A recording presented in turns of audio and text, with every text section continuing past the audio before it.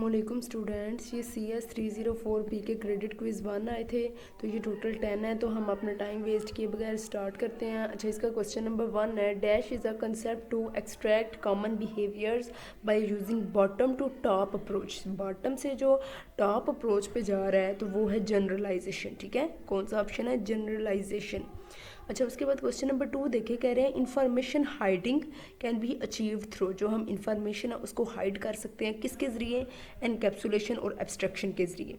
अच्छा, एनकैप्सुलेशन से हम बड़े याद रख सकते हैं कि जैसे कैप्सूल होता है तो उसके अंदर जो चीज़ होती है वो चीज़ हाइड होती है ना, वो बंद होता है कैप्सूल, तो हमें नहीं पता अंदर क्या है, वो कोई चीज़ उन्हें हाइड की होती है।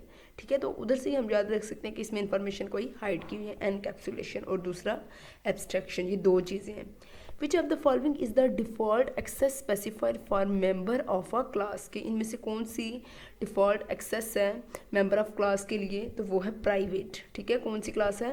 प्राइवेट। उसके बाद क्वेश्चन नंबर 4 है जिसमें वो कह रहे हैं chair is and dash object. Chair को हम छू सकते हैं, and patent is and dash object. Patent को नहीं, तो चेयर टेंजिबल है और पेटेंट इनटेंजिबल है। ठीक है, तो इसके बाद क्वेश्चन नंबर 5 देखें। क्वेश्चन नंबर 5 है विच of the following class can not exist stand alone in an object model. तो इसका जो करेक्ट ऑप्शन है कौन सी क्लास है? तो वो है एब्स्ट्रैक्ट क्लास। ठीक है, उसके बाद क्वेश्चन नंबर 6 देखें।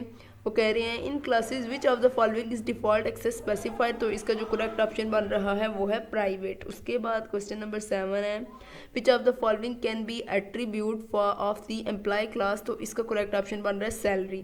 कि सैलरी एम्प्लॉय क्लास, एम्प्लॉय के लिए कौन सी इनमें से क्लास, एम्प्लॉय क्लास के लिए कौन सा एट्रीब्यूट बन रहा है? वो है सैलरी, क्योंकि जो बाकी चीज़ें ना GPA, roll number, course, student के एट्रीब्यूट में शामिल होता है।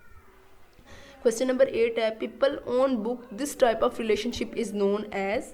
तो ये है, इसका correct option one way association नहीं है, इसका करेक्ट ऑप्शन है बाइनरी एसोसिएशन। ठीक है, ये गलती से यहाँ से लग गया है, जिसका बाइनरी है। आप लोग भी एक दफ़ा चेक करके मुझे बताइएगा और कमेंट्स में मुझे बता दिएगा कि इसका बाइनरी और वन वे, इन दोनों में से कोई एक है, लेकिन मुझे लग रहा है बाइनरी है।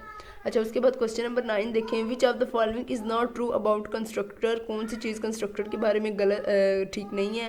Constructor can be constant function. ठीक है, वो कहते हैं कि जो कंस्ट्रक्टर है वो कांस्टेंट फंक्शन हो सकता है।